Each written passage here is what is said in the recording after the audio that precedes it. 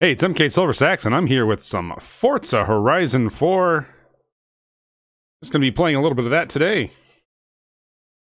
Maybe some other things later on, but definitely a little bit of Forza Horizon 4. As you can tell right now, I'm using kind of my OBS interface. Right now I have it so that it's set to display capture, so hopefully that works well. I'm not so sure how it's going to go with the remainder of the performance throughout the rest of this video. Hopefully it does just as well as if I were to do a game capture on the other games, but well, like I said, hopefully it works, so we'll just have to see. Anyway, it is optimizing for my PC because apparently I believe there was a driver update since the last time I played. So it's probably going through the optimization for that, because anytime there's a driver update, the game has to re-optimize for my PC. Anyway, hopefully everybody's having a fantabulous Wednesday. Yes, I used that word. Fantabulous.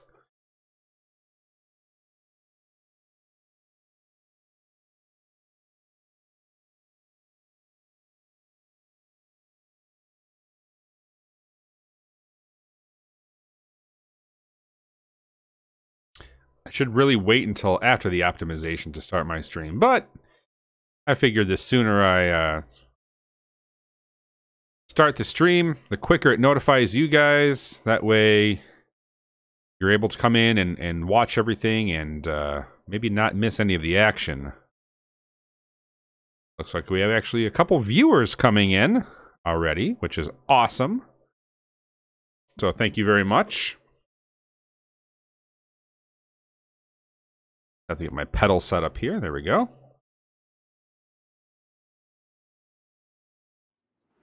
So we're adjusting things a little bit at a time to make sure that this game plays the way we want it to play. Let's see. What are some of the fixes here? Update for Xbox One and Windows 10 PC to be released on 23rd of October 2018.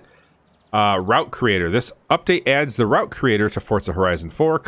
Create custom routes of up to 40 miles. Wow. From any asphalt, dirt, or cross-country event starting location.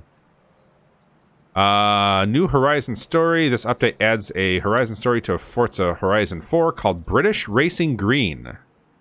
Okay.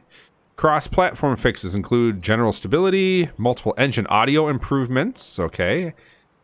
Added quit option in the quick play team adventure. Improvements to forced feedback understeer effect. Okay, we'll see how that works. Fix for blurring on the edges of a moving target. Fix for VIP house reward exploit. Just a couple of just fixes here and there.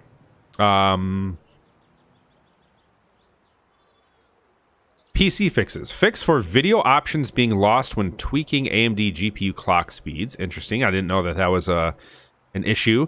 Increase quality of grass and tree procedurals at distance when procedural quality setting is set to extreme, and then fix for crash when changing audio devices whilst a video is playing. Huh. Okay. Let's see what I can get. Okay. Welcome back, Mark. Yes. Thank you. Thank you oh so much. Well, spring is officially here, which is good, because I was getting a little bit tired of all that snow. Wonder if you guys were. If anybody out there does play this game.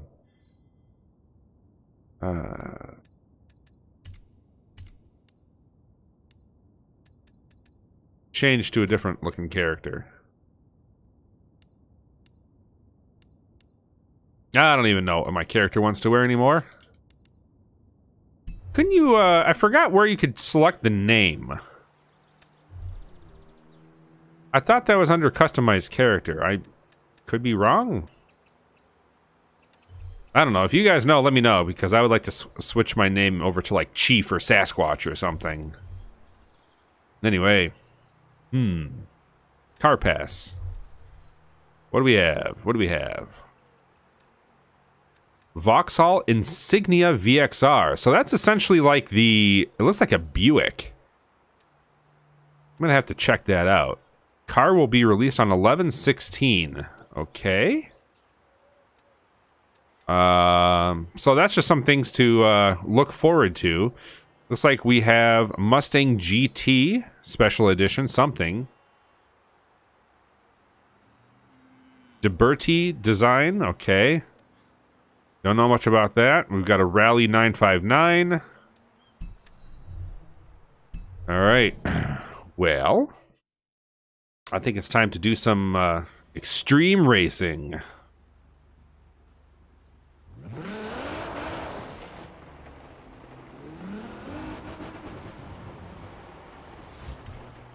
I do want to switch out my car, though.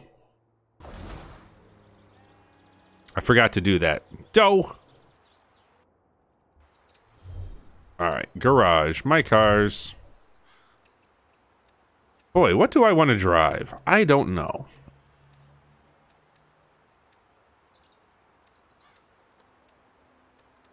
I don't know if I want to pick something that I've been using a lot of, or something completely different, something completely new.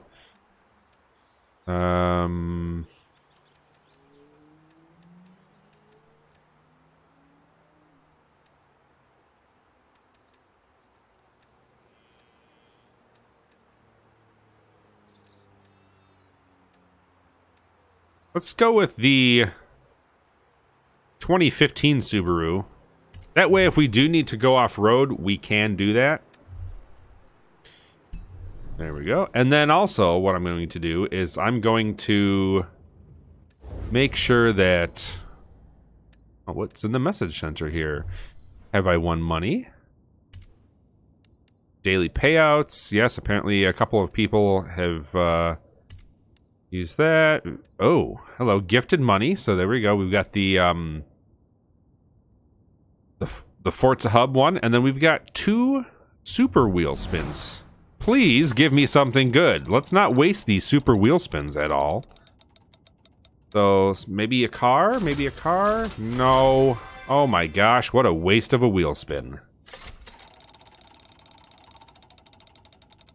It hurts my soul. Alright, at least we got a couple cars out of that deal. Volkswagen Scirocco 81, and then the Hyundai Veloster N.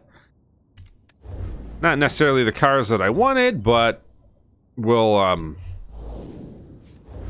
take them, I guess, because there's nothing else you could really do besides, I don't know, sell them. Don't really want to sell them. So, shifting is going to be manual with clutch, because, folks, it's a Subaru WRX STI.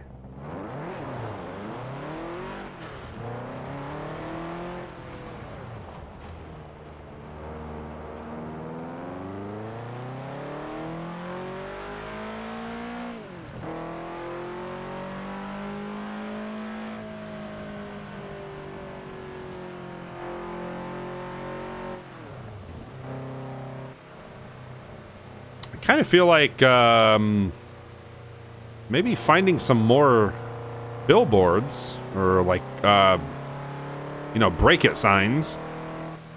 So we'll just kind of follow this road up to the north and see what we can find.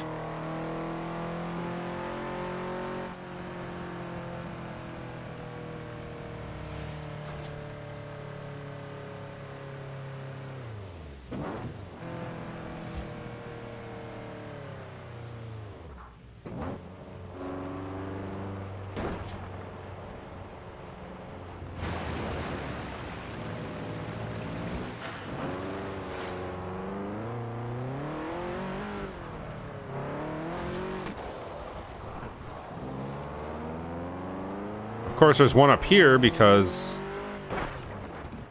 this would not be somewhere you would normally drive. Well, let me take that back. It wouldn't be somewhere you would normally drive in real life, but in Forza, yes.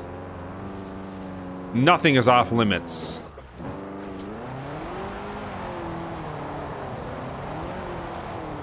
feel like I'm going more sideways than forwards, so let's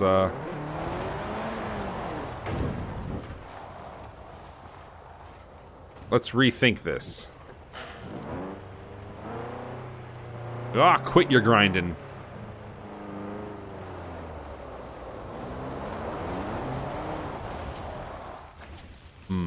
Okay, well... Oh, gosh. That was beautiful. Where did I go? It kind of spawned me on the road. Alright, well, we'll just go back to the road. And take that up. I'm not sure if I have damage on or not. I forgot if I did.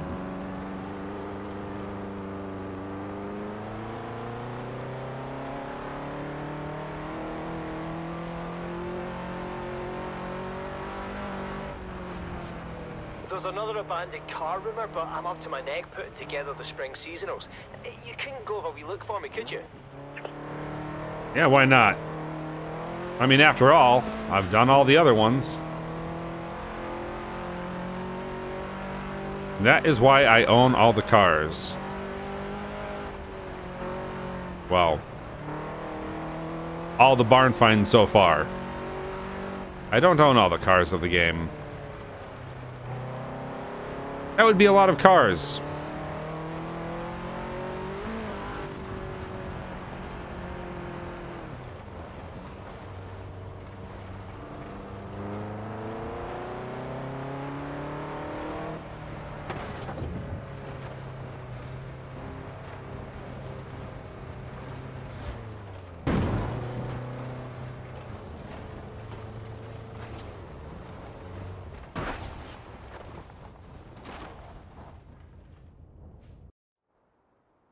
Okay, where's this barn find? Okay. That's gonna be all the way over there.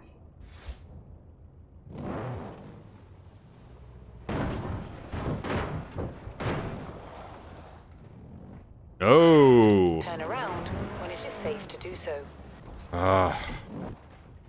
So, the really cool thing would be, well, if they did it, would be allowing us to use track IR or VR in this game, so we could look around the cockpit a lot easier. I do prefer in the car mode, or in the car view, over out of the car. I've got to have damage off. There's no way I could have hit things so many times and not have a spidered windshield. Hang on. I'm sure I've seen this one in a film. A bunch of films. Don't remember that much about them, but I like the one with the flying car.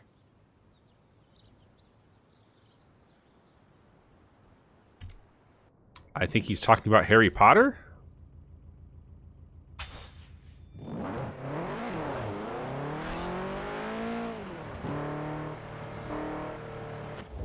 And we've got a wheel spin, so we might as well do it, right? We've got to get all of the emotes and all of the jewelry and all the fashion and the... Look, there we go. And horns, right? Because apparently, apparently that's what this game has gone to now. It's gone to, social media over... over cars. Nah, I'm kidding. I'm kidding. It hasn't. But, Recalculating route. there is sure a lot of that stuff, and I kind of feel like it does get in the way every once in a while. I know that some people like it. I don't mind it.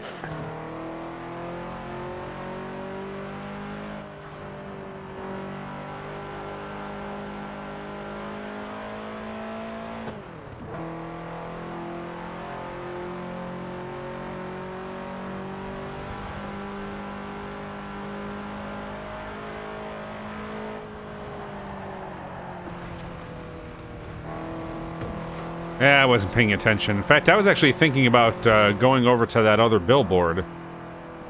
But I would rather... I'd rather just continue going over to where that barn find is. Different car. The cool thing about being able to do barn finds here on a live stream is that if any of you guys are looking for a specific barn, maybe it'll help you. Albeit there were a couple that I know that wouldn't help you because I just did a horrible job and it took me forever to find those, but that was me. That wasn't the game. You know, it's supposed to be hidden. It's supposed to be a challenge. So. In 400 yards, turn left. Why turn when you have an all-wheel drive vehicle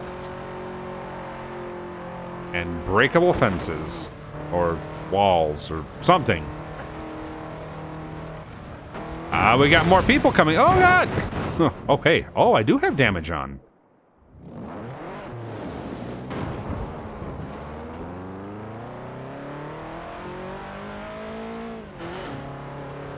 There's the gears grinding again.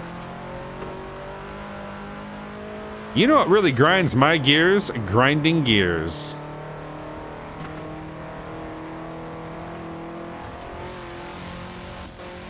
So look at this beautiful scenery here.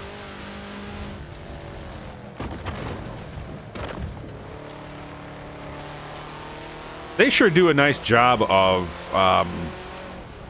creating a nice environment, nice looking environment in these games. I will give them that. That's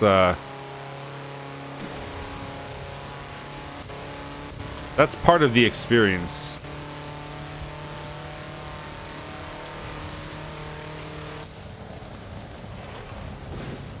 Recalculating route.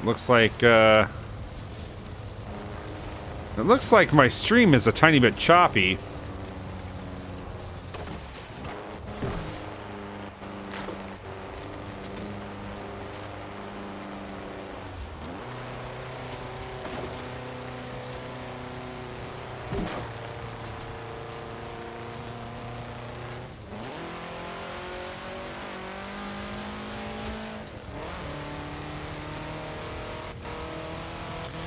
Unfortunately, I'm having to do a display capture right now. And not a window capture, because that doesn't work. And then a game capture actually crashes the whole game. Because it thinks that, like, anytime you do a game capture... Oh, there's the barn. Why is it going that way? I'm turning left. Please turn left, not right. Okay, let's see what this is. You found it, didn't you? Booned. I was just having fun. Okay, I'll be there soon. Or GT. Hey, Elite Nug has just subscribed on YouTube. Thank you very much. Hey, how's it going? Aye, it is a GT. Done up for a crash test by the look of it. See the fiducial markers down the side. So much for the dominant lefty here, eh? Ha! Ours now. I've got to say, I would take that car in real life. See you back at the garage in a bit. The GT40 Mark 1.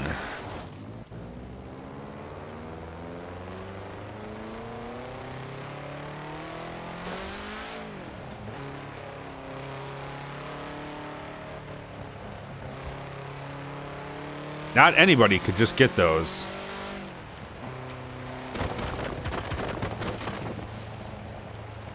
Here is a brake board. Braking billboard stuff. Goodness. Oh my goodness. Alright, so let's see what we have up here. We have another one. Somewhere. Tucked behind a house. Where is it?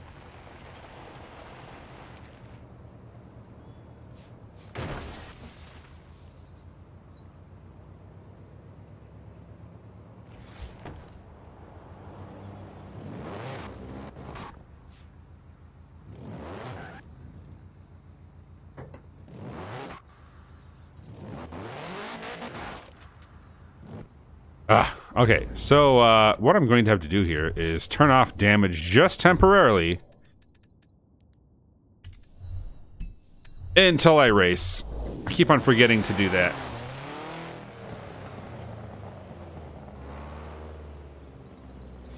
Turn left. Oh, I'm gonna turn right. Where's this thing? Is it in the back? Oh, it is. It's sneaky. So if you're looking for this one, it's in here? What the? How am I supposed to get in there?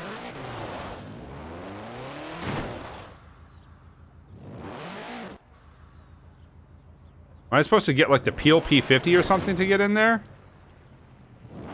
How does one do this?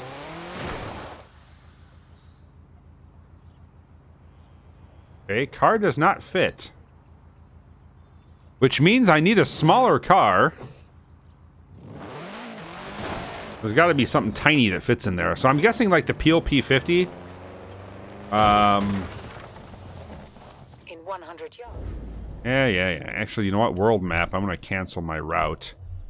Let's go to cars. And my cars probably will cost quite a bit of money to get it here. But I think it's only like 10,000. So I'm just lazy. I don't want to have to drive all the way over to the festival and all the way back. So here, Peel P50. Plus, I guess that's a pretty good trade-off. Oh, jeez. Just this thing.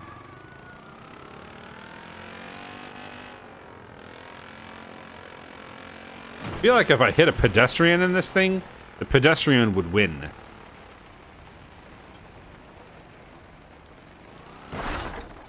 Alright, well, we know it fits in tiny places.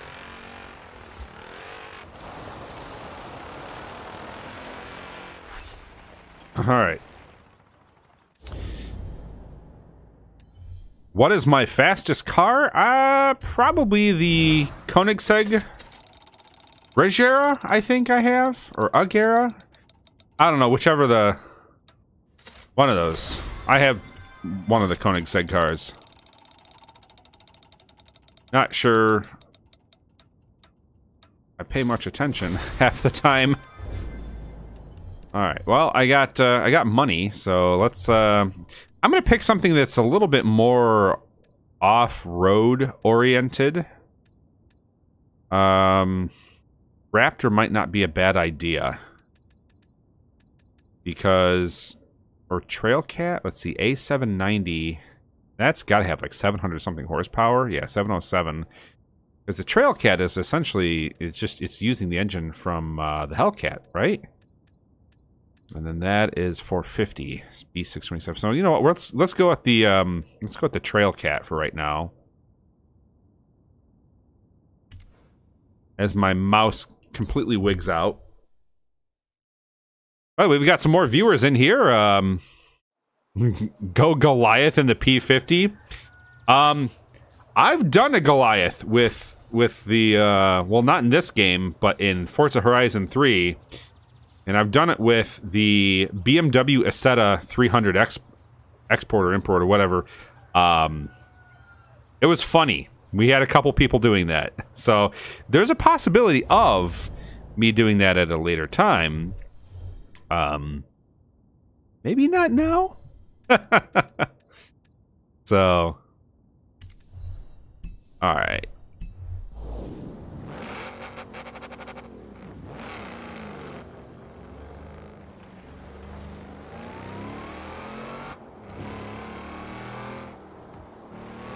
Oh, I guess it is manual with clutch.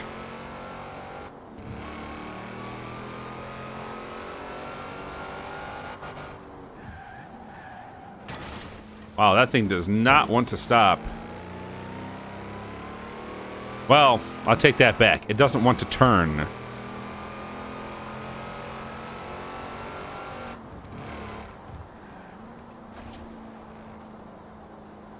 So, ladies and gentlemen, I'm trying to find out the best software to use to stream this game, because it doesn't like to play... Whoa, there goes somebody. It doesn't like to play well with all the streaming software out there. More specifically, OBS.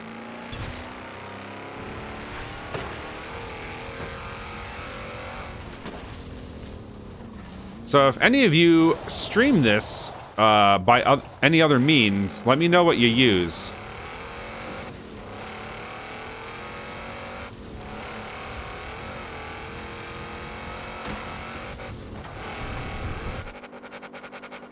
Oh, that is not going to work. Ooh, I heard cows. I'm waiting for the other guy to slam down here pretty soon. Oh, he flipped. Oh no, Steve! What happened? Steve!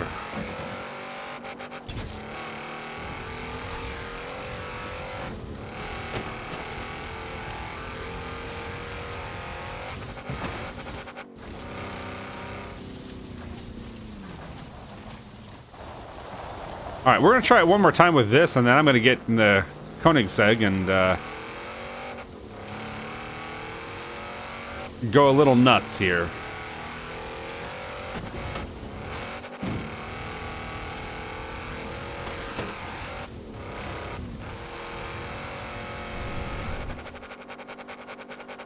It could. I think it could do that, but no. Let's waste another $10,000 on yeah, Agera or Agera, I think it's.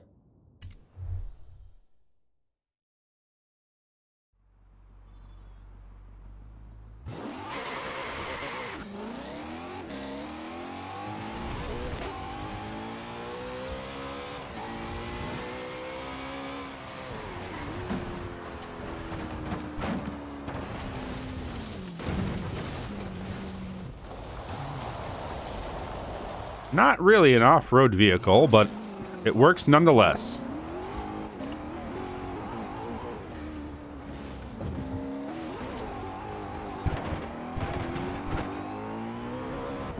Believe it or not, I'm not a huge fan of a lot of hypercars, but I think that this would actually be fun to get behind the wheel of.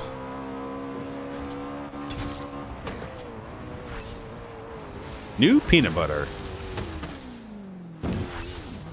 Oh, look at that. 3 stars. Let me hear. Is Rebecca or Kira gonna say anything? Like, oh my gosh, you're gonna have fans? Just so many fans? Okay, this is very unstable right now. Not the car to use for this, I don't think.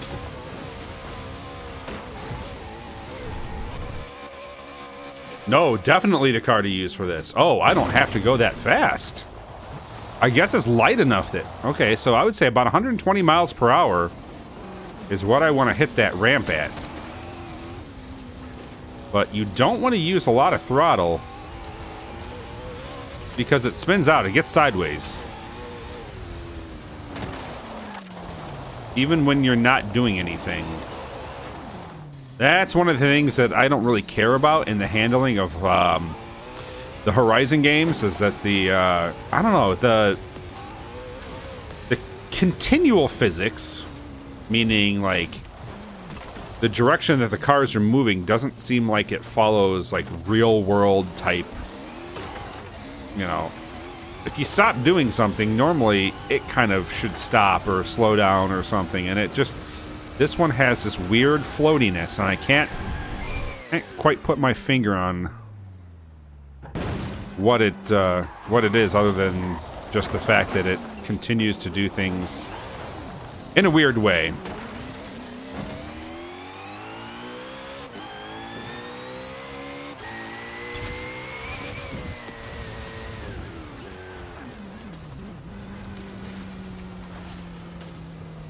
Come on, Steve. I know you can do it.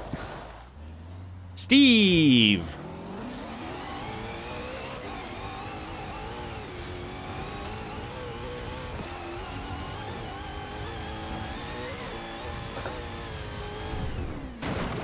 Wow. That was beautiful.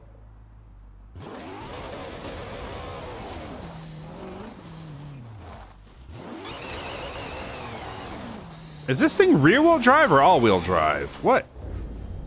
It's feeling like it's rear. I thought it was all. Well, yes, I could go 140, but when I went, well, like, was it the first time that I was going like 130 that I overshot it?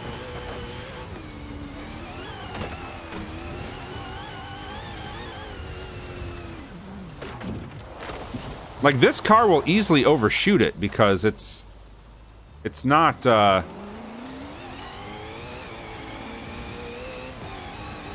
it's not that heavy. The Jeep Trailcat is really heavy. This thing?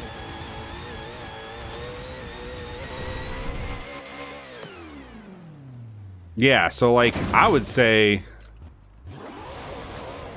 between like 125 and 130. It's kind of a, seems like a small range.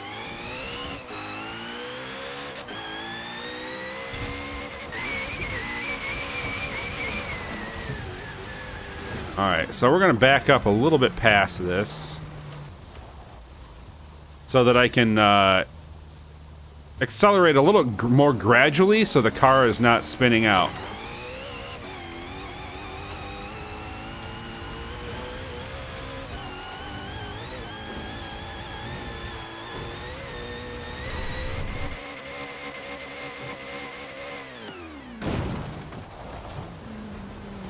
Okay, so it looks like about 125 is what I need to hit it at, but I don't know, like just like right now I'm just holding my steering wheel straight and the car is turning. So it's going to be really like I'm going to have to just gradually accelerate. So I'm going to back up quite a bit more. But this car does not like being off-road. It gets sideways quite a bit. So I should be okay back here.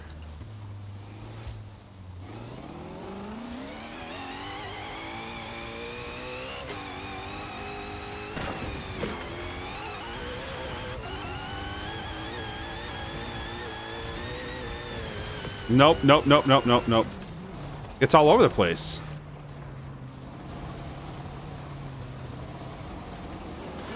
I guess the only other car I could think about getting is something like,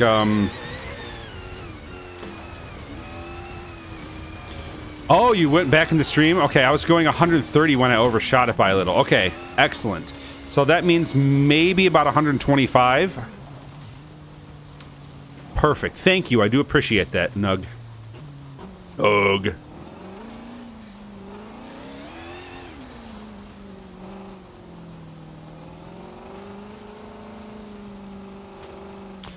So I'm assuming some of you guys who are watching right now play this? Maybe?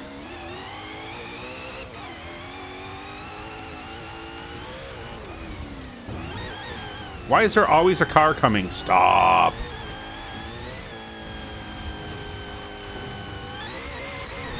No, no. Oh, come on. Oh, looks like Steve was really close. Did you... Where did Steve... Oh, Steve ended up between those two. Oh, Steve, I am so sorry. Unless Steve got it and then just kind of bounced back. Alright, I'm going to try one more time with this, but this car is really hard to control. And I think that's what's going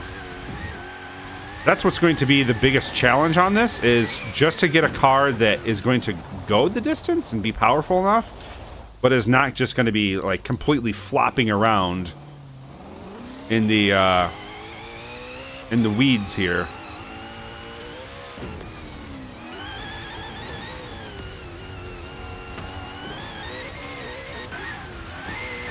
No. No. No. Ah.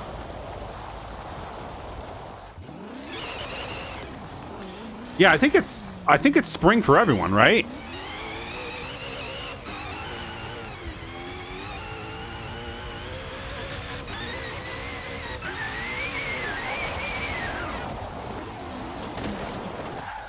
I'm curious on whether or not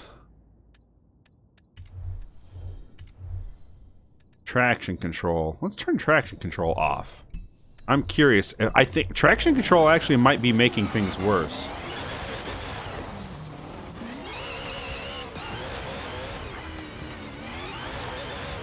No, it's not. Okay, so traction control, we're gonna put that back on. I wonder if where'd it go? Difficulty settings. There we go. Wonder if adding stability control will help. No.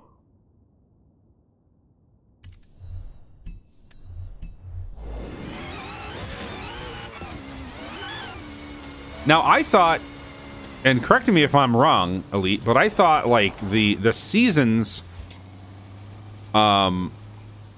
change for everyone at the same time. Because the last time I was playing this game, I was still in winter, and I just booted it up and it's in spring now. And I haven't done anything between them.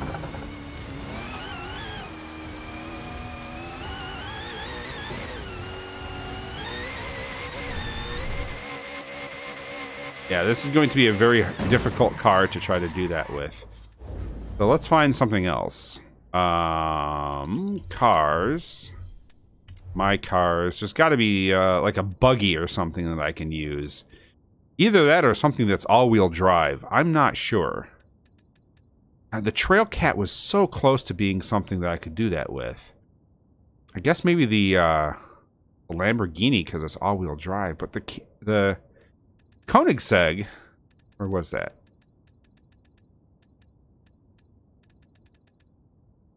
Oh, well, I have to go all the way back to the beginning to see it, apparently, because it does that. Like, current car. Okay, the Koenigsegg is rear-wheel drive. Okay. So I need to find some sort of... Why do I have two of these?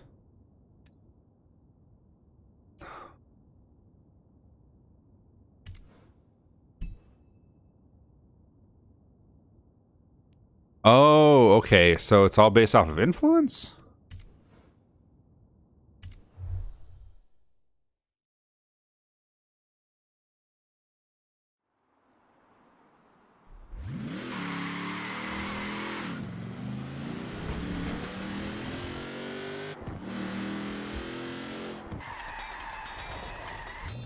Now, this is rear-wheel drive, if I remember right, from the last time I used it.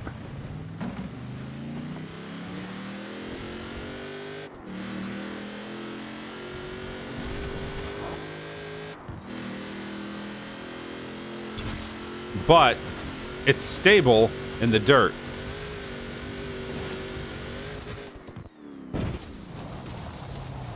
Yeah, it looks like it catches some good air. Good air. Fresh air, man.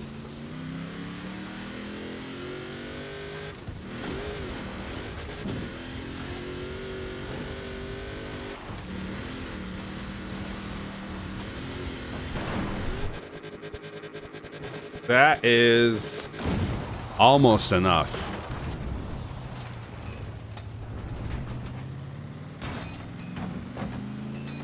Oh, okay. Well, I've completed the first 4 seasons.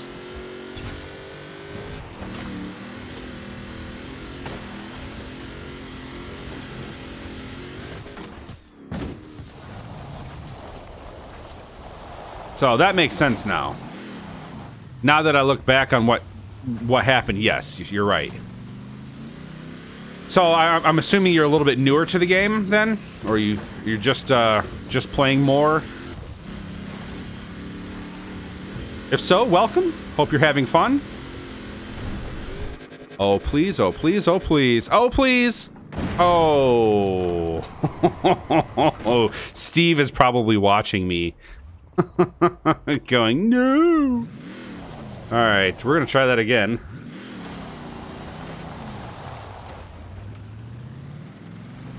Let's see, how fast was I going there? I'm looking at my stream right now. Looks like 123 is what I hit the ramp at, so maybe I could possibly hit 130? If that's possible. Oh, wow, those break.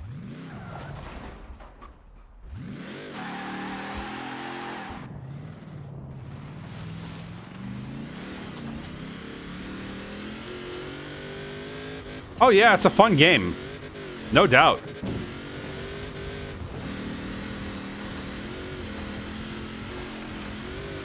No, I hate when it does that. It like, the car just gets wobbly.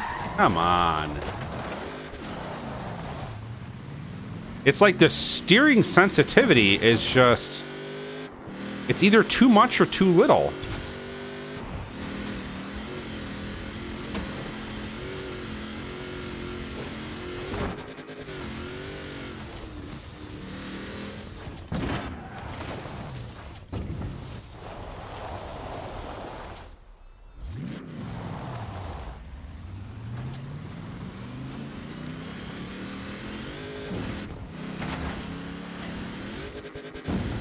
I don't want to spend the whole time doing this, though.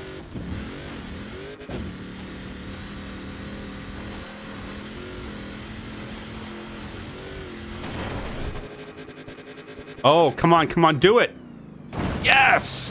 Boom! Right on it! That was gorgeous.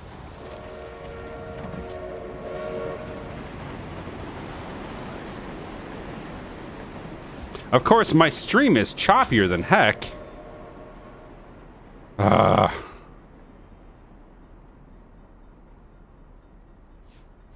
the reason why it's choppier is because I'm using this display capture instead of... Oh, man.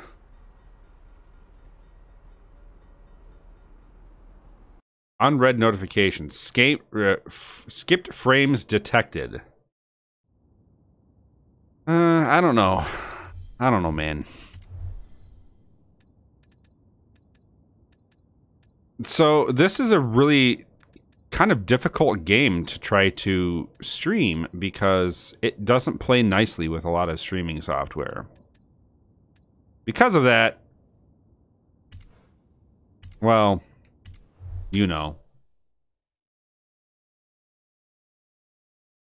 Things are going to be choppy. I'm going to not have interface, you know, that I want. So on and so forth. You know, name a problem. I'm probably going to have it. Damage and tire wear. Let's manual clutch. Let's keep damage and tire wear off. Does it? Because I'm looking over at my I'm using my cell phone as kind of like a stream monitoring device, and the frame rate is lower. Like, it's normally smoother, and right now it's pretty bad. It kind of comes and goes. It depends on like how much activity is on the screen at the moment. So if I'm going fast, it's going to look choppy. If I'm going slow, it's going to be super smooth. It's just based off of what I'm doing at the moment, so... I really want to get more of these the fast travel boards.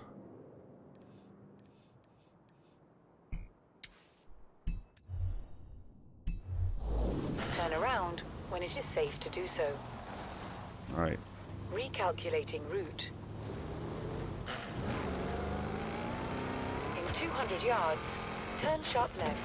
It's still there's still some clunkiness to the game. In 200 yards. I play anytime. 100 yards, turn left.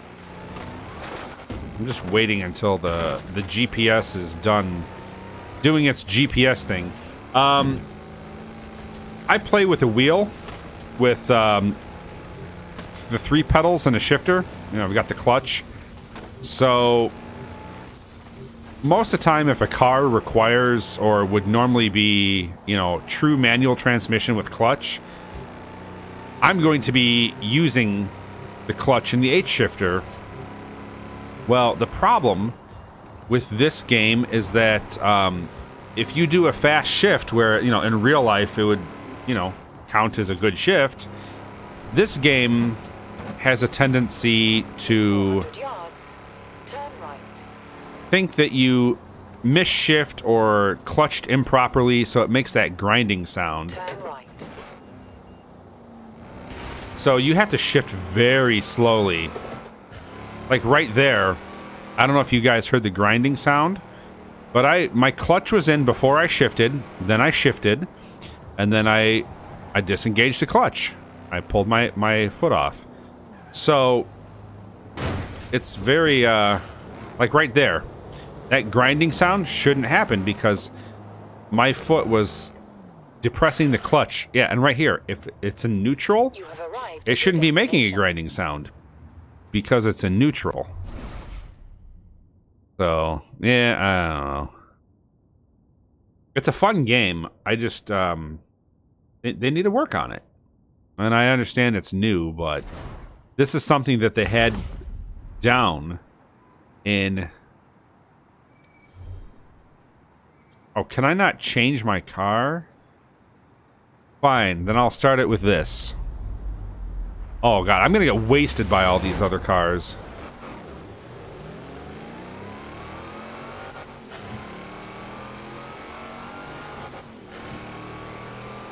But, I mean, they had it down in Forza Horizon 3.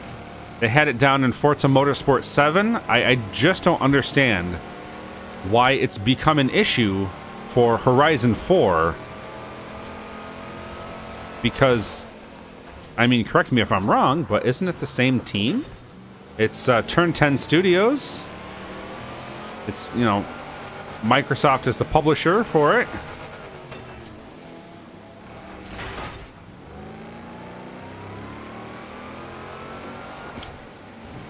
I mean, essentially, they don't have to reinvent the wheel for every game.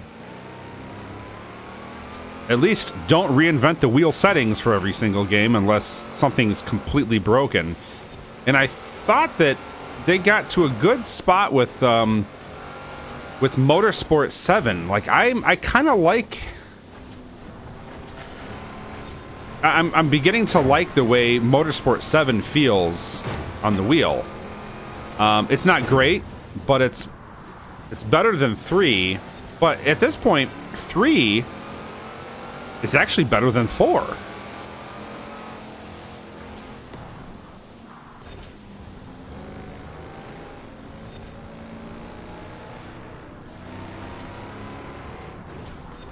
So, sometimes change for the sake of change doesn't yield progress.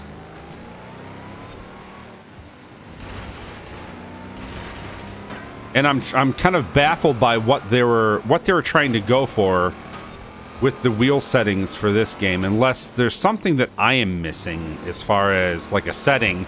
And there could possibly be. Like I'm not going to pretend to know that act like I know that, you know, what's exactly going on, and if, you know, if I have all of my settings right.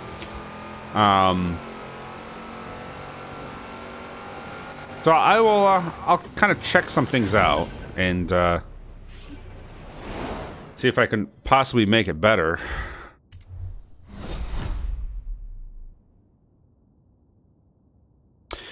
I like the seasons too.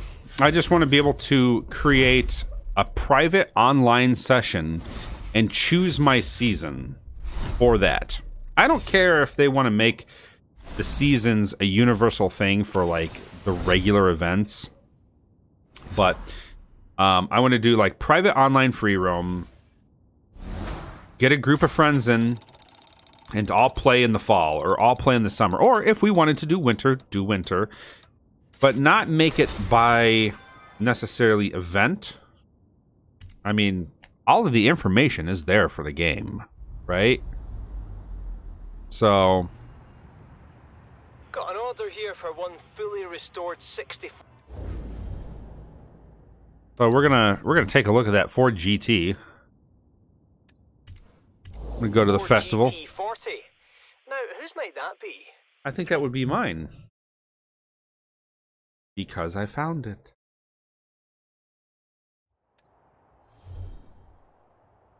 Yeah, that's a very iconic car. So let's take a look at garage and let's barn finds and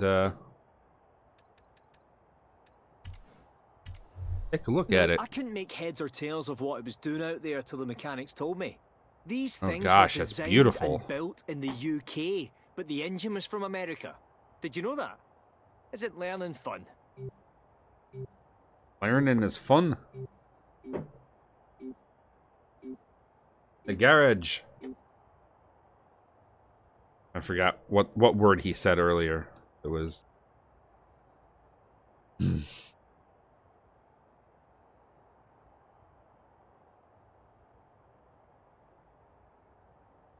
Ah, that's interesting, Elite. So, he was ahead of you in the game, so to speak. So you couldn't join him, but he could join you because it was like going backwards. That's interesting. Here we go. Get in car. I'm gonna get in this car.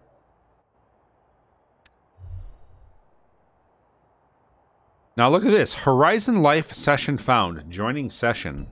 Was I disconnected for some reason?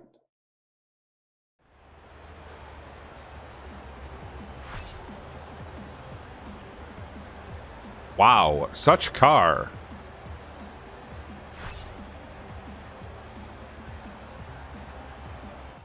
Did I got a wheel spin. Give me something good. Please give me something really good this time. Oh, I almost got the Ferrari. But yet, I got rare festival shades. Oi. Horizon Life. He's playing super wheel spin. I thought...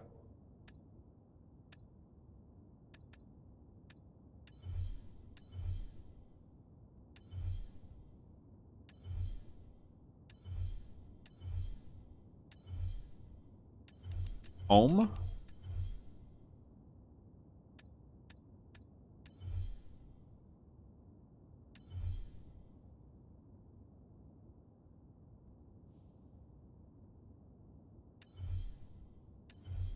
Private adventure. Create your own adventure. I don't want to do adventure. I want to do,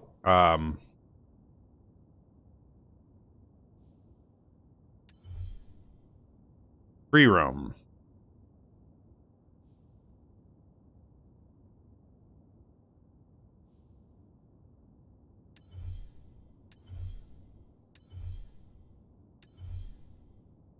Rivals. By the way, if you guys want to join a club, go to MTO / Midwest Tactical Ops. Feel free to join. It should be open. So we do encourage the friendly gaming.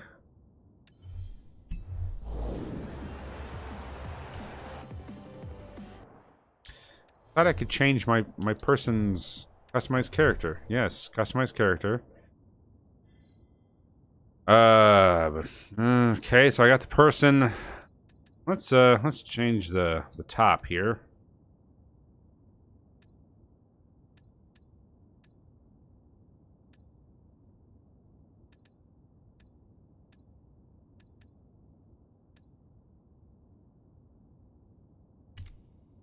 Jackets.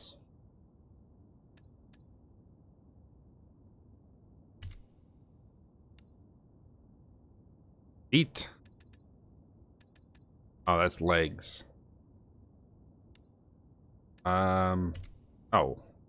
Give me regular jeans. Regular jeans. Thank you. Oh my gosh.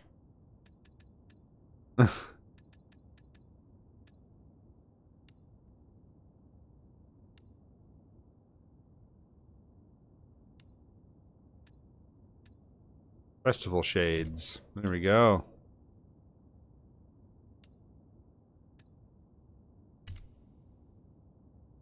And of course I can't see my watch.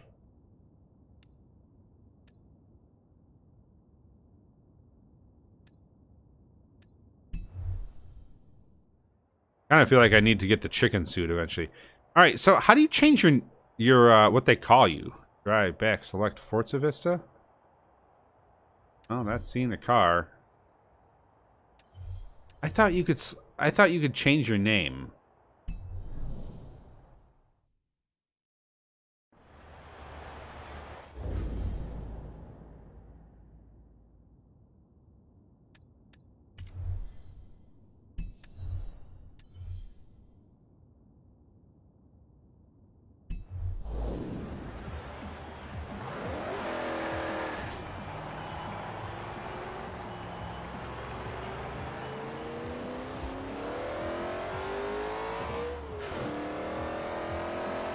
Shouldn't have ground the gears there. Shouldn't have ground the gears there either. Shouldn't have ground the gears there. It's in neutral. Should not grind at all.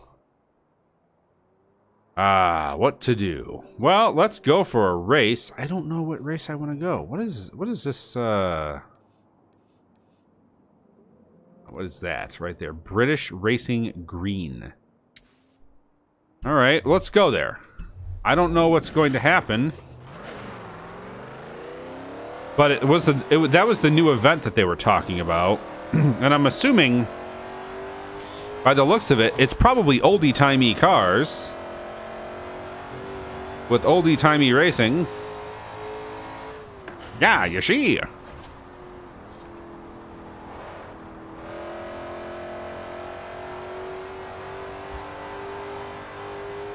Wow, this car is super fast.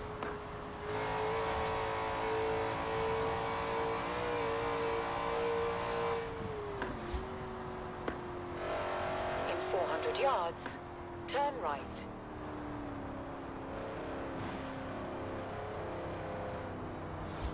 I have yet to get the fast travel billboard that's on top of this church.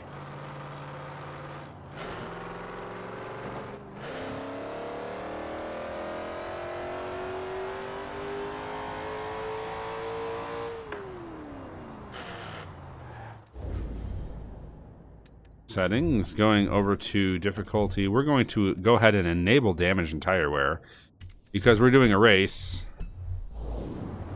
And what the? That was the showcase. Don't want that. I want this one right here. You have arrived at your destination. I'm gonna go ahead and do a solo on this one. I could do co-op, but nah. Great There we to go. see you. We're shooting a documentary about car culture in the UK, and I need a second driver. You've made a name for yourself, and it would be great to have you aboard. It's simple. You drive, I tell the story. Let's do it. Just stay above 70 miles per hour. What?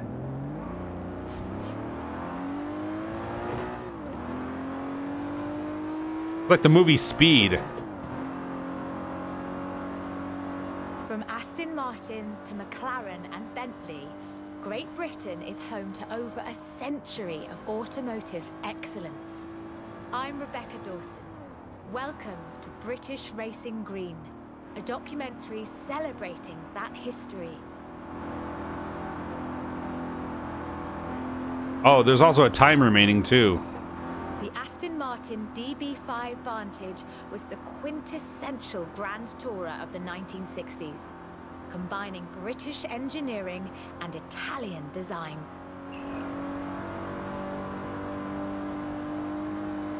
It's a lovely car. I will give it that. There is a fifth gear. What do you know?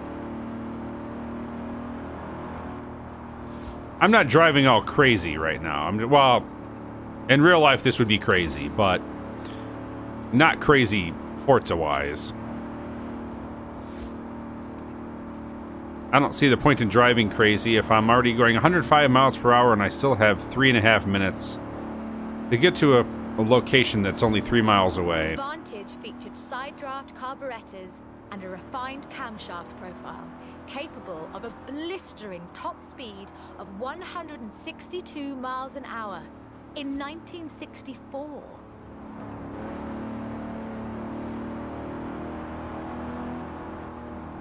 The clean lines of Superleggera's bodywork, reclining seats and wool carpets created a car that was luxurious as well as fast.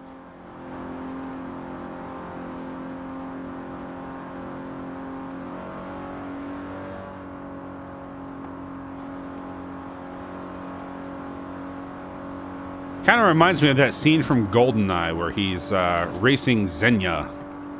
She's in the Ferrari and he's in the his Aston Martin, and they're going down the what's it like Côte d'Azur or somewhere. I think it was in France. Basis for the DB range, with later cars improving on the design in many ways, but none would ever achieve the sheer iconic perfection of the Vantage. In 200 yards, turn left. Turn left. For all of its beauty and engineering perfection, only 65 of these beautiful machines would ever be built. If you own one, you own a piece of British history. Hey, we got some more viewers in here. Feel free to say hi in the live chat. Arrive at your destination. Please no car, please no car. There we go. All right, good. The silver DB5 would be immortalized in half a century of cinema. Of course. Classic Aston Martin.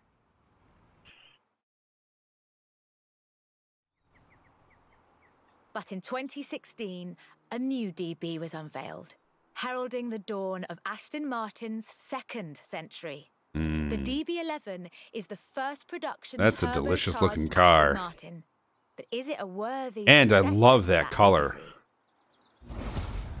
Orange is just great, man. The short answer is yes. It's bold, responsive, and agile. It's perhaps the best GT chassis in the world. And listen to it.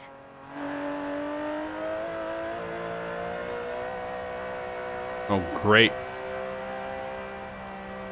I have to stay above 100 miles per hour.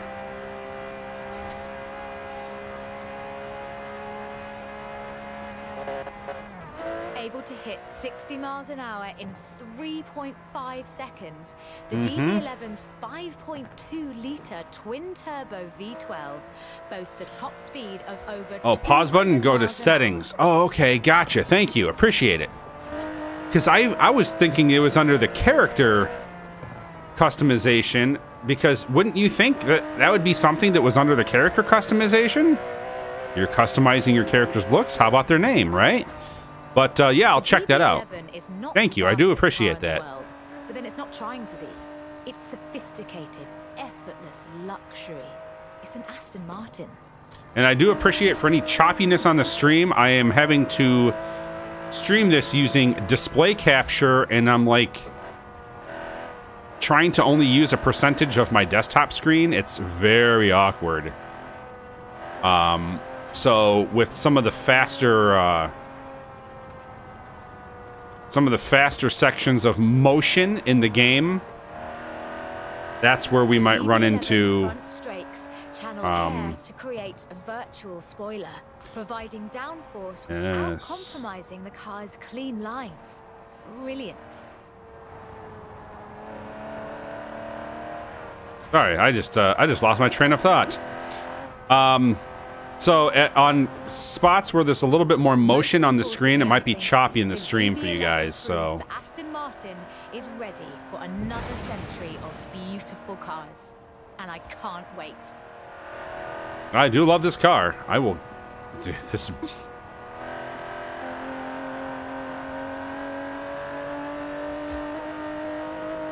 Beautiful as they are, Aston Martins are only one of many cars made in the United Kingdom. Let's see what else is out there. Nice. 3 stars. You nailed it. Sweet. By the way, if you are new to the channel, feel free to subscribe on YouTube or follow on Twitch.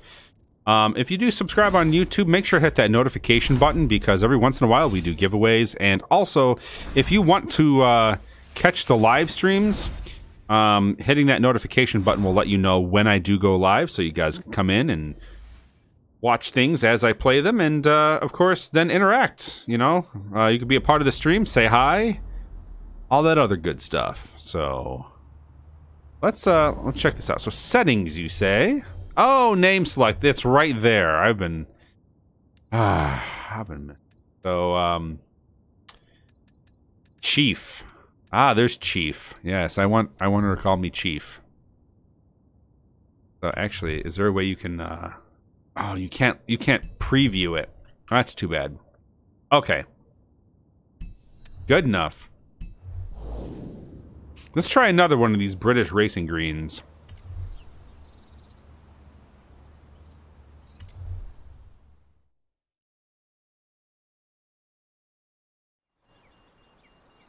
This is shaping up nicely. Time for a change of pace, though. At least at first. Oh, man, look at that old Land Rover. Is about Land Rover, and we'll be starting out with the Type 3.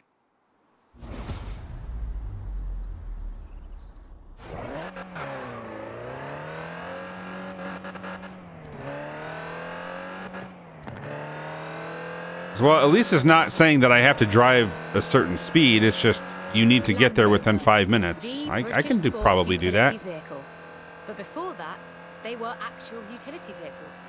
Solid, tough trucks, unstoppable over almost any terrain. In 400 yards, turn left. Should I be driving off-road here? Type 3 marks the point where that shift begins. And we'll be looking at what that meant. Is that a porta potty? I think that's a porta potty. Yep, that's a porta potty. Recalculating route. Hey, there's a road. Land Rovers have taken on almost every task imaginable. They've been generators, tractors, and ambulances. They've brought peace and carried medicines to disaster zones. They've even been buses. Over 500,000 Series 3s were built, and over 70% of those are still on the road today. Really? They were extensively exported and built under license abroad. Belgium, South Africa, even Australia and New Zealand. With a robust chassis and signature Land Rover engineering, the Type 3 also marked the first time that buyers could choose interior options, like seat box protectors and cubby boxes.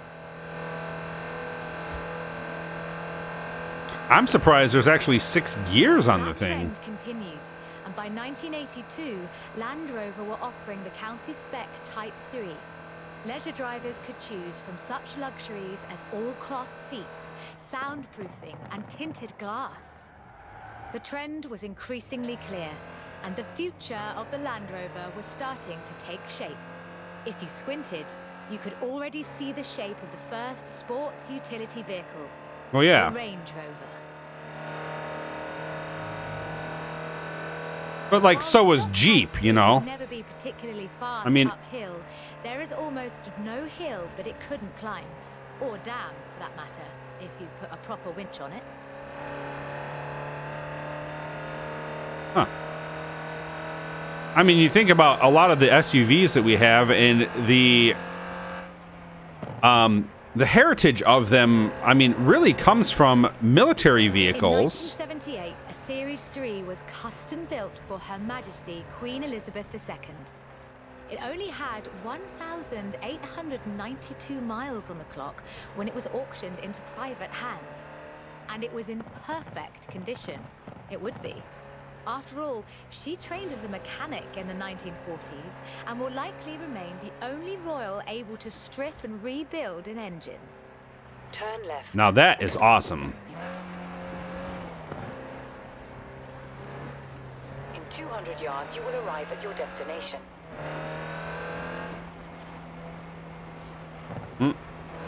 Busting through the gates.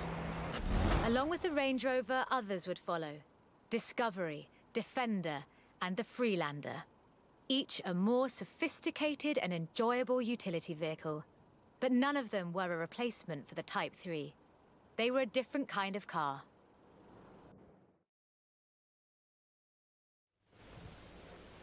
The Type 3 was arguably the first sports utility vehicle, an evolution of the design that would lead ultimately to this. The Bowler Nemesis. Yes. An off-road racing vehicle that turned into a production SUV, the Nemesis EXR. It sports a turbocharged 5-litre Land Rover Jaguar engine, crammed into a carbon fibre chassis with integral roll cage. It even has the grille, headlights and rear lights from a Range Rover.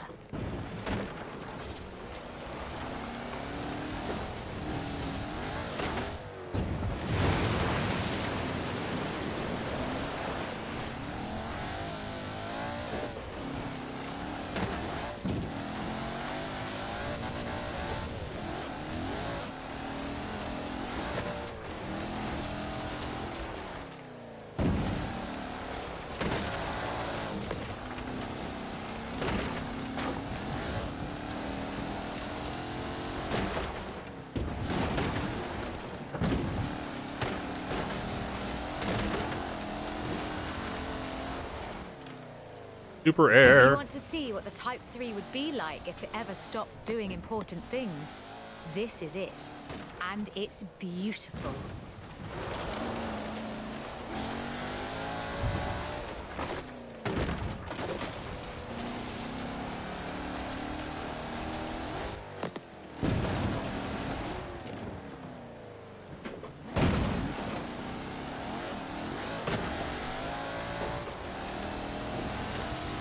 Hey, Met Ferris, how's it going? Thanks for joining.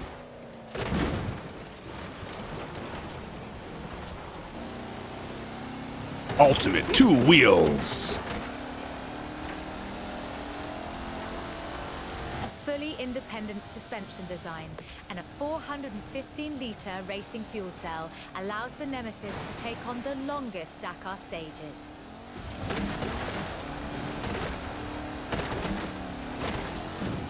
This is an all-terrain supercar. That's the only fair description for That's this. pretty cool. But that's what you get when you build an SUV. Oh, they only give me with Land Rover 2 DNA. stars for that? I thought I did well. Well, I guess not. And it looks like my stream is choppy right now. Shoot. Yeah, it was kind of getting choppy for a while.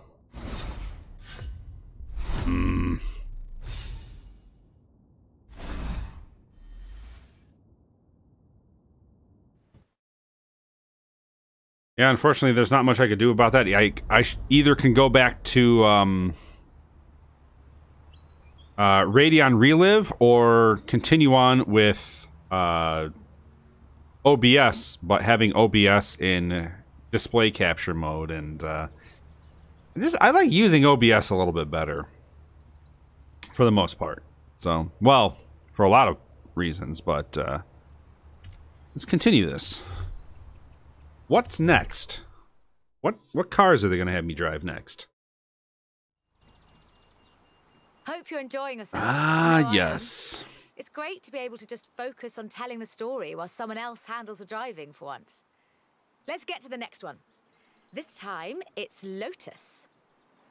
By the way, if you guys like the content on this channel, feel free to like and subscribe and follow and all that other good stuff.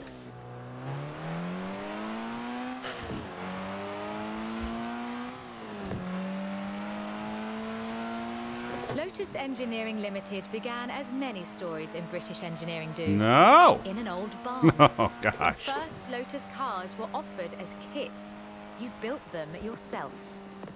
From 1962, they began to actually build the cars themselves. The Elan Sprint showed exactly what they intended to do. Built around a steel backbone with a fiberglass chassis, the Sprint weighed in at a meager 687 kilos parked on the curb. On the road, this translated into brilliant agility. All right, Nug. and See you in a bit. fantastic performance.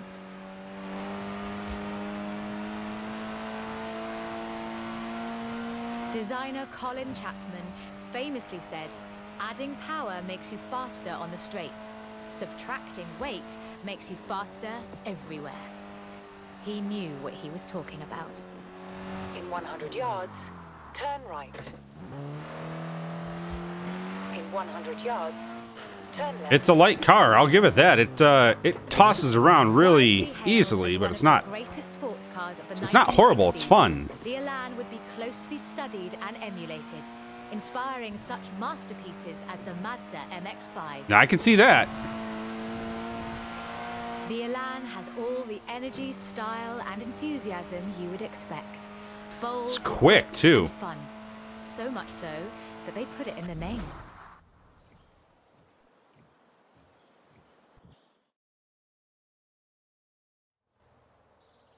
The Elan Sprint was a financial as well as an engineering success for Lotus. Is this an Validating their Evora? approach to design and resulting in a whole family of light, agile roadsters.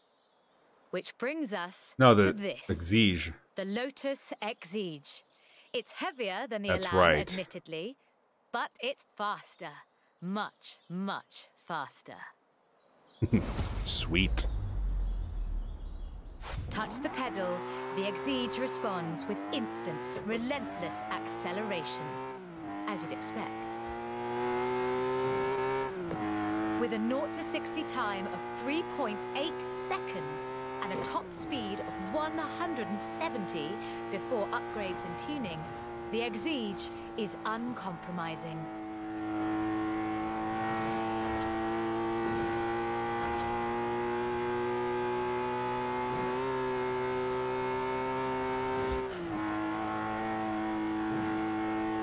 And there's no power steering, so you can really feel the road.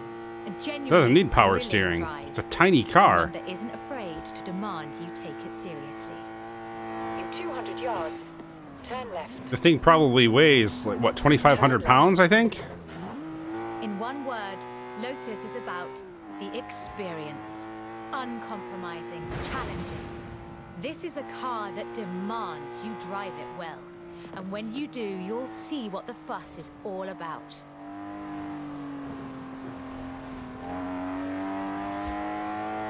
It doesn't like wet roads, though, I can tell you that. Back end wants to kick out. But I bet on dry pavement, this thing rocks. It's not bad on wet roads, it's just not as good as it could probably be on dry roads. In 400 yards, you will arrive at your destination.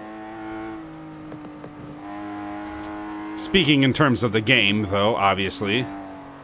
And with rumoured launches of 2 new cars in 2020, Lotus looks set to push the benchmark of the experienced sports car well into the next century. Okay, well, it's cool.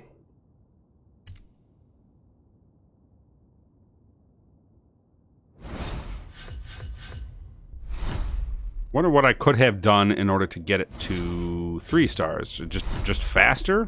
Faster overall to the destination? I got a wheel spin, that's good. I like wheel spins.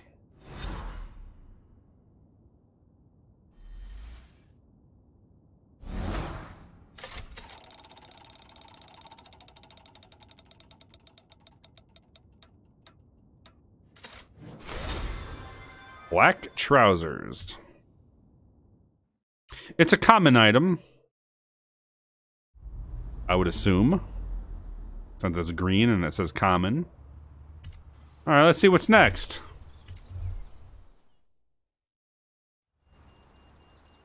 Done much rallying? That's a joke. Oh, We've all there seen it what is. You've been up to. GT40 We're doing Mark the next 1. bit on location. You'll see why when you get there.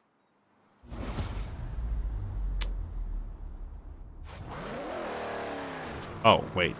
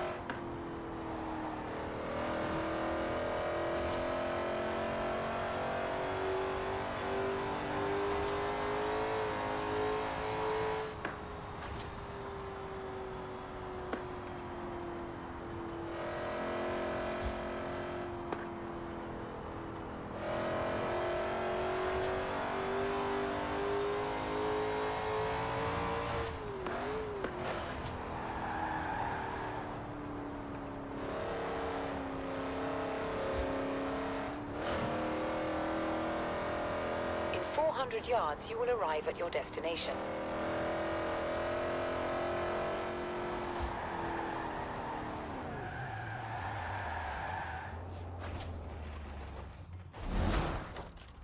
Stones! Oh, wait, there's my car. Oh, hey, there's a butterfly. Ford, that most American of cars. But the Ford Escort, oh, that's British. And more than that, the Escort would become for many synonymous with Group B. Aha. In the 70s, Ford had embraced that destiny so firmly that they'd begun their own championships to find new drivers. Drivers for cars like the RS 1800. Vroom vroom. This was a car designed explicitly for rallying. with a powerful fuel-injected 1790cc Cosworth BDE engine.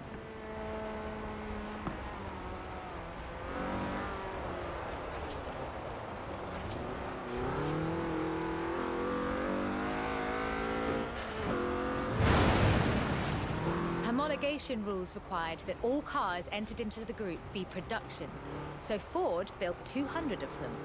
Ah! That's funny.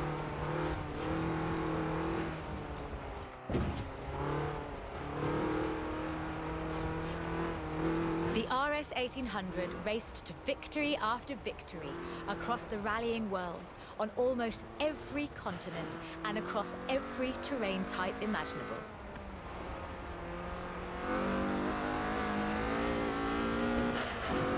This car was basically unbeatable.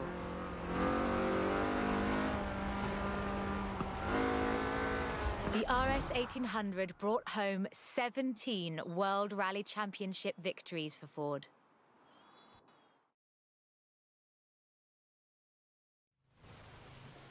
Nice. So, of course, Ford set out to design a better one. The RS 200 Evolution was their answer. A purpose-built rally car designed to do one thing: win Group B. I'm assuming it did. With a 1.8 turbocharged Ford Cosworth BDT engine and all-wheel drive, the RS 200 had perhaps the best suspension platform of any car of its era.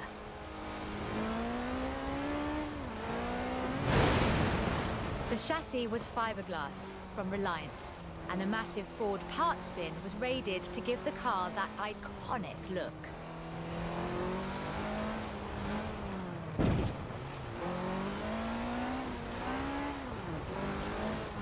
It's a beast of a car. Potential, turbo lag at low RPM, and a poor power-to-weight ratio meant that it never placed better than third. The end of Group B in the mid-80s meant the end of the RS 200 as a rallying car. Fortunately, Ford built over 200 Welcome back, homologation Nug. requirements for Group B, so you can still find them, if you're lucky.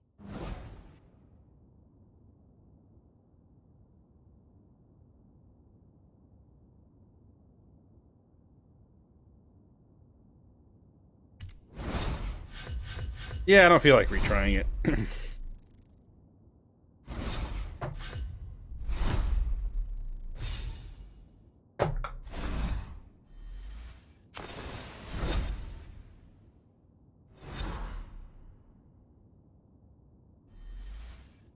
No wheel spin. Oh well.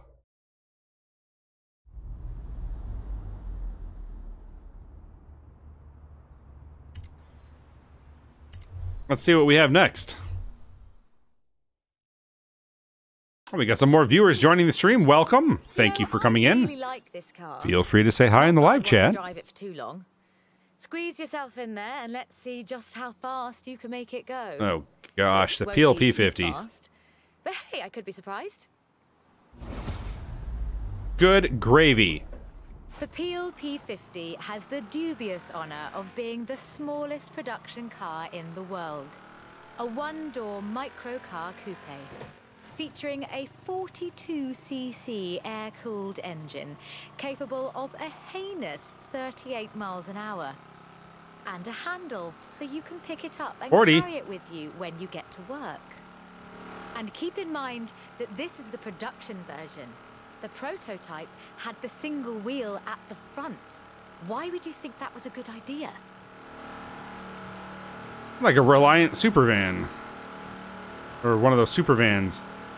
Ooh, speed trap. In 2010, though, production restarted at Sutton in Ashfield. What? If you'd like to own the modern incarnation of this, I suppose you can. Really? The modern what? Reincarnation of it? What? Is there a... Tell me more. I want one.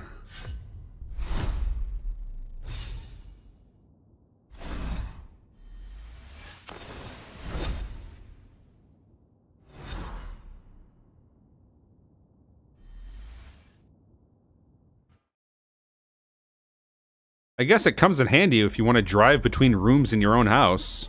Wait.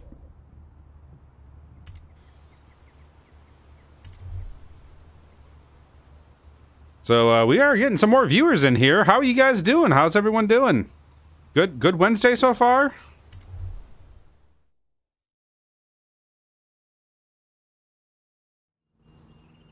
Ooh, McLaren. Hey there. How about a car with some actual legroom and some actual speed? This section's about what happened when McLaren decided to make a road car. You're going to enjoy this. McLaren F1 GT LM? Or no, not the LM, just a... The track and the road. Oh my gosh. Have very different requirements. For McLaren, that was a challenge they were more than willing to embrace. In 1988, they set out to create the finest sports car the world has ever seen. By 1993, they had achieved their goal, and the honestly fantastic F1 was the result. 106 would be built across all variants, and it remains one of the very best road cars ever made. The F1 has no turbocharger. That would have compromised the driving experience, increased complexity, and resulted in turbo lag. The F1 is a naturally aspirated supercar. I think I'm going to fail this one. In the world, in fact. Everything about this car is innovative. From the carbon fiber monocoque to the central driver position. McLaren threw the book away when they designed the F1. Then they wrote a better one. The F1's monocoque chassis is incredibly lightweight, only 100 kilos all told, which posed a significant challenge because carbon fiber and fiberglass aren't great insulators. So, McLaren lined the entire engine compartment with gold.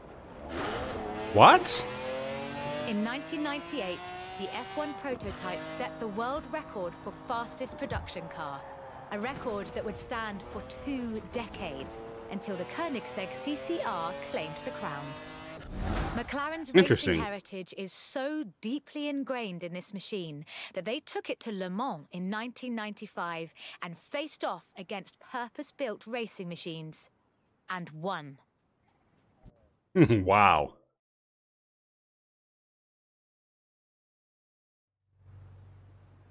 So, with something like the F1 to live up to, where do you go next? Well, you throw the book away again and write an even better one. The result is the McLaren P1, a hybrid electric sports car that stands head and shoulders above the F1. The P1 GTR will hit 60 miles an hour in 2.4 seconds. That's 0.7 seconds faster than the F1. That's an eternity for a supercar.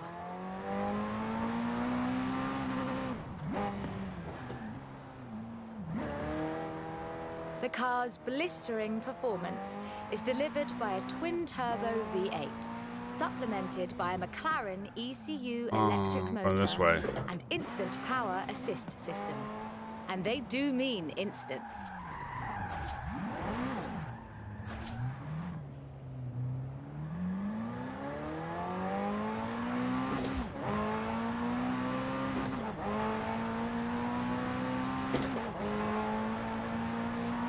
Remember those problems with turbo lag? McLaren solved that with the hybrid drive.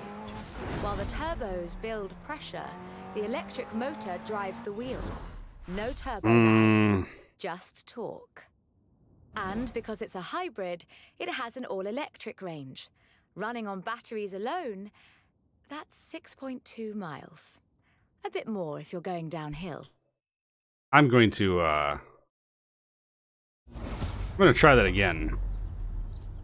The P1 GTR will hit 60 miles an hour in 2.4 seconds. That's 0.7 seconds faster than the F1. That's an eternity for a supercar.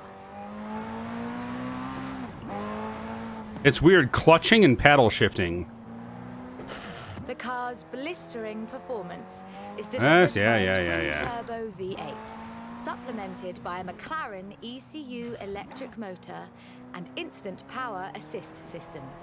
And they do mean instant. Dang it!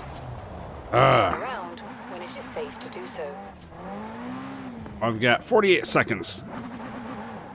Come on, let's do this.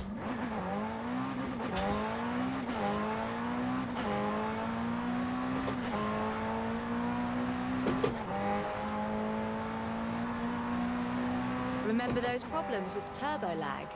McLaren solved that with the hybrid drive. While the turbos build... Maybe a little faster there. The electric motor drives the wheels. No turbo lag. There we go. There's my 3 stars. And I because appreciate it's a that. hybrid, it has an all-electric range. Running on batteries alone, that's 6.2 miles.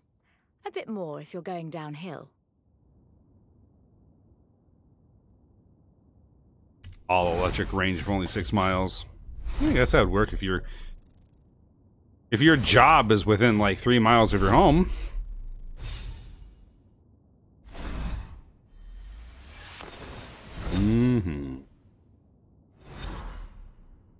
I've unlocked 50,000 credits. No, I didn't win it. I unlocked 50,000 credits. Let's just say I won it. Thank you very much. More people joining the stream. I like it. Feel free to say hi in the live chat. How's everyone doing today?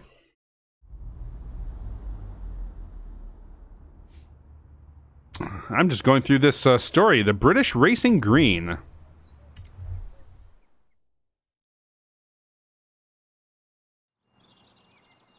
I quite like sleeper cars. Did Alex ever tell you the story of what we got up to in Colorado? There was this sleeper Holden car or Vauxhall? competition, see? Let's just say no one was ready for the sunbeam. Lotus. Lotus never quite let go of the upgrade game. So in addition to building their own supercars, they upgraded cars from other marques too. The Lotus Carlton was one such aftermarket upgrade. Lotus took a respectable 4-door Vauxhall saloon and turned it into a supercar. So I was right, it was a Vauxhall. Holy cow, that is fast. What is going on with the engine? This is something special. Wider wheel arches, that sort of thing. But under the bonnet, that's Oh, where the my, why is magic it starts. upsetting itself? Oh my gosh.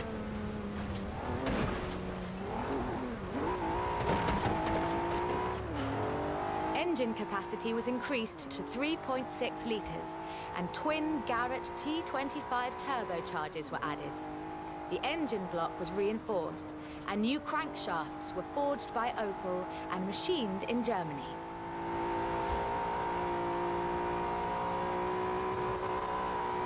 At the roundabout, take the 3rd exit. The tyres were Or widened, and the tyre compound from the Lotus Esprit was used.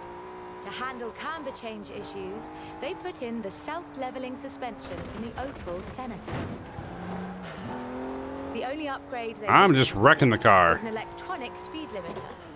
All of this resulted in the Lotus Carlton, designated Type 104 by Lotus. I just ran over a rabbit, I think. 177 miles per hour supercar. you didn't make it. Masquerading as a 4-door saloon. What did know I you do? want more time in that car, but we really do need to get this shot today. What shot are you talking about? Lotus never quite let go of the upgrade game. So in addition to building their own supercars, they upgraded cars from other marques too. The Lotus Carlton was one such aftermarket upgrade. Okay, I've heard Lotus this took a spiel respectable before. 4-door Vauxhall saloon and turned it into a supercar. From the outside, there are a few signs that this is something special. Wider wheel arches, that sort of thing. But under the bonnet, that's where the magic starts. Engine capacity was increased to 3.6 litres, and twin Garrett T25 turbochargers were added. The engine block was reinforced, and new crankshafts were forged by Opel and machined in Germany. At the roundabout, take the 3rd exit. The tyres were widened, and the tyre compound from the Lotus Esprit was used. To handle camber change issues, they put in the self-leveling suspension from the Opel Senator. Oh, that's why. I just didn't... I really didn't get it in time.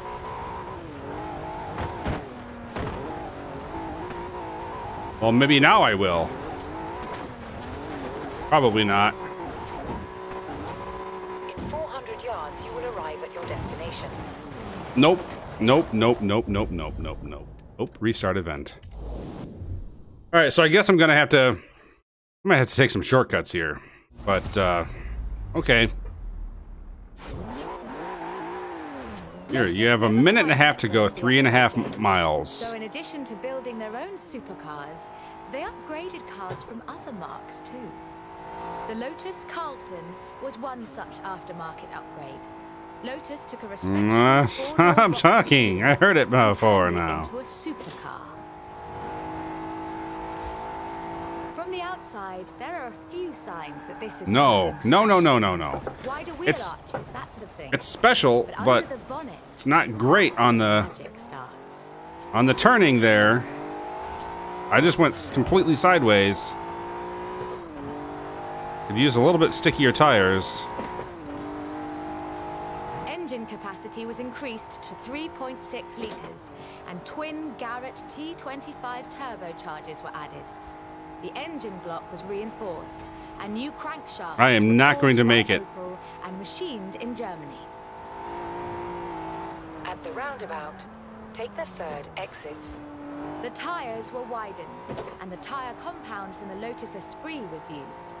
To handle camber change issues, they put in the self-leveling suspension from the Opel Senator. In 400 yards, you will arrive at your destination. Oh, come on, turn! I'm turning my wheel. My gosh, please turn. 6, 5, 4, 3, 2. Only 950 of these Oh, custom gosh. gens were built, and they've become something of a modern classic. Really? The Lotus Carlton was an example of how to turn a saloon into a supercar. But that's not the only thing Lotus got up to. In 1979, Chrysler approached Lotus to create a strict rally version of their Sunbeam three-door hatchback. Lotus, as you might imagine, rather enjoyed the challenge. Oh. They took the rear-wheel drive hatchback and changed everything that matters. They stiffened the suspension, improved the anti-roll bars, and widened the transmission tunnel.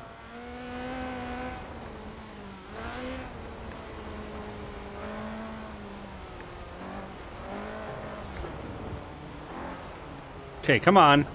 Performance Shouldn't be so floaty. A 2.2-litre version of the Lotus 911 slant four-cylinder engine, resulting in an impressive 250 brake horsepower, up from a meager 105 on the original. I mean, get back on the dirt road. I was on the dirt road.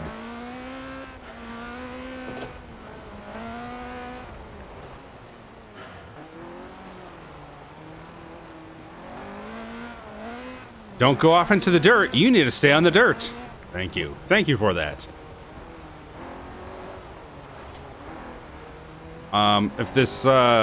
If anybody who... Lotus Sunbeam was revealed to the public in 1979 never mind. in Geneva to widespread praise in the motoring media.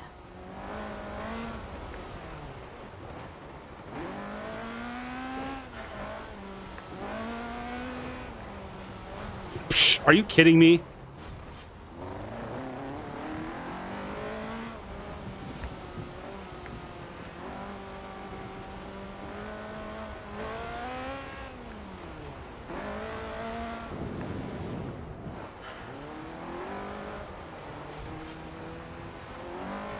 More importantly, the Lotus Sunbeam saw racing success too. In 1980, Henri Toivonen won the 29th Lombard RAC Rally in his Sunbeam.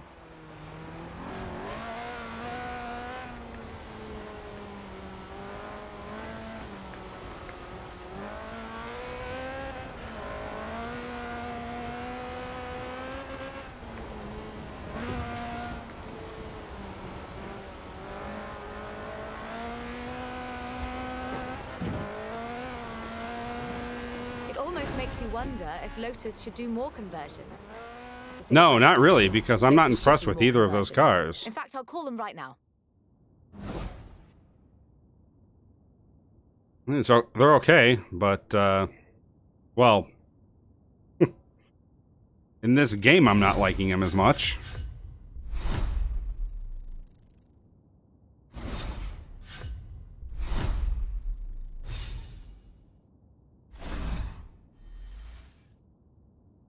Oh no, I didn't win the green jacket yet. What will I ever do?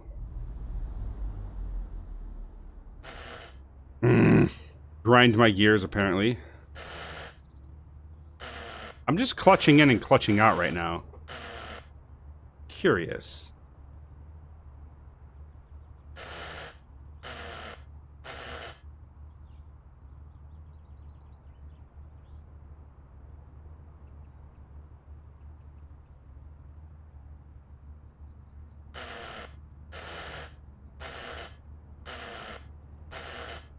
Why is my transmission 4%?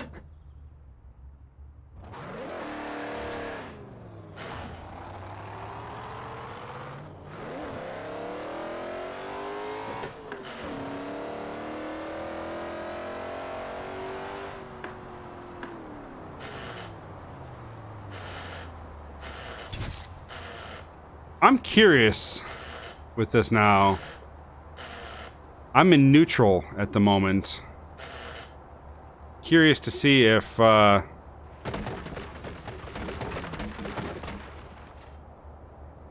weird.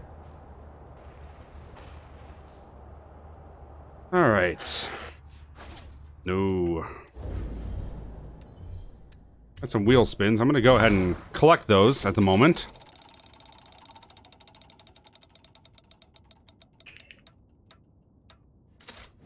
Yay, a Lotus. By Ford. Ford and Lotus, yet again.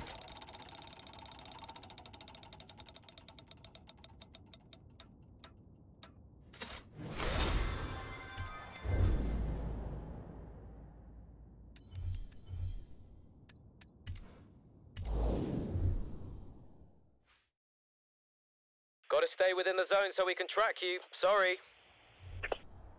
What? I don't care about that. Let's see, my cars.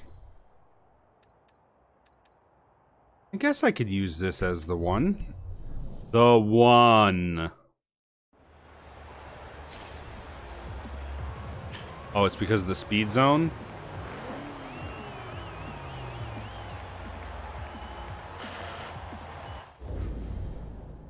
Alright.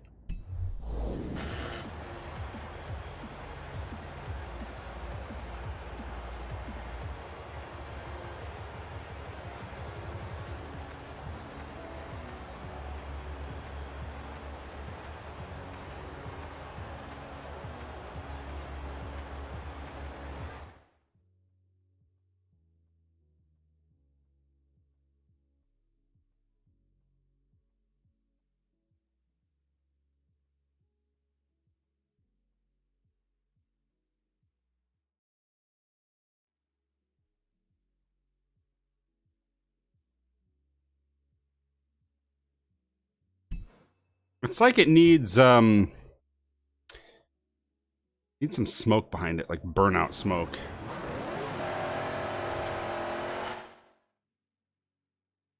There we go.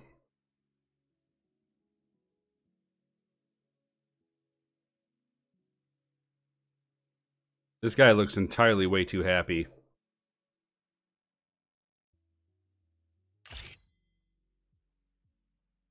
Processing photo.